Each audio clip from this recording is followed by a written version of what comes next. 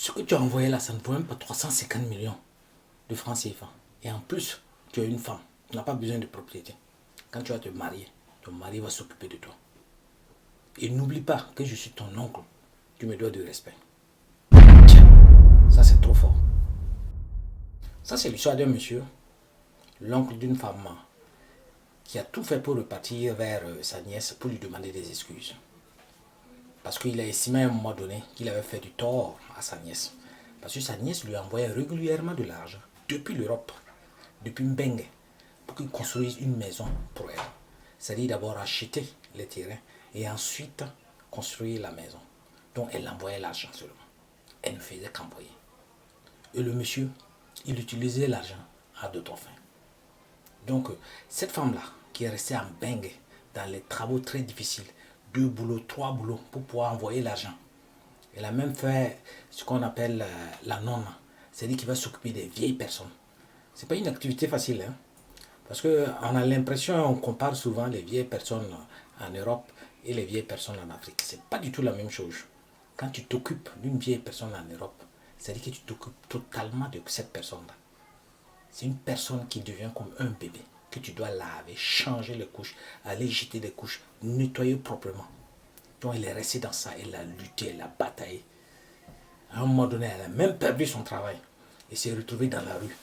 Et malheureusement, elle a été déportée. Donc, joyeusement, elle arrive pour récupérer sa maison. Parce qu'elle était sûre qu'elle avait sa maison. Elle arrive, il n'y a pas de maison. Voici l'oncle maintenant qui commence à s'énerver. Mais j'ai utilisé cet argent pour pouvoir me soigner. J'avais besoin de cet argent pour me soigner. Si je te disais que j'avais besoin de cet argent, tu n'allais même pas me le donner.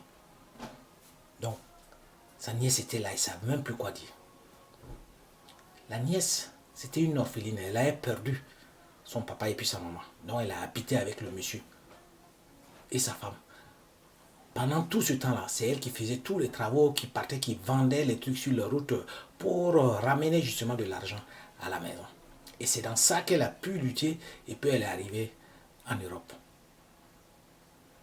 Et régulièrement, quand elle envoyait les sous, elle l'envoyait de telle sorte qu'elle ajoutait à tout moment 300 000 francs à son oncle pour que son oncle ne trouve pas de raison pour ne pas pouvoir exécuter ce que justement ils se sont convenus pour qu'il puisse exécuter. Ça dit que quoi? Elle a pris en charge la scolarité des 5 enfants de l'oncle.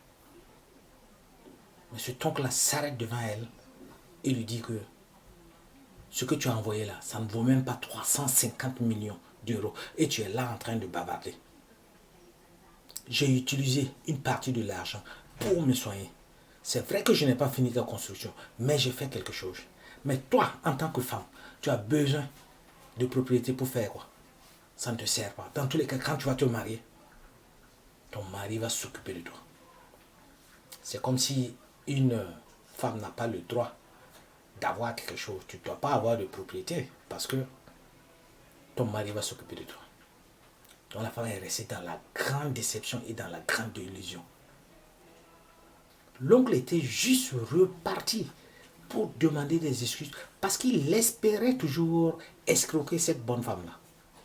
Et lui-même, il a dit clairement que je suis venu pour demander des excuses parce que je compte encore sur elle. Je veux qu'elle prenne en charge qu'elle prenne en charge mes factures, qu'elle prenne en charge des choses que j'ai à faire. Oh, vous aussi, vous voyez, quand même. Ceux qui sont en Europe se fatiguent, ils envoient l'argent en espérant trouver quelque chose. Et au bout, quand ils arrivent, c'est la désillusion totale. Comparez vous-même et voyez. Est-ce que ce que l'oncle a fait est bon? Et il a le courage même d'ajouter qu'il est son nom et qu'il demande de respect. S'il hausse le ton, il va la faire voir. Mais tu t'imagines, je t'envoie 350 millions pour des constructions. Il n'y a rien du tout. Et en plus, tu te permets de me menacer que tu vas me frapper. Dites-moi ce que vous pensez dans les commentaires. Est-ce que l'attitude de l'oncle est juste?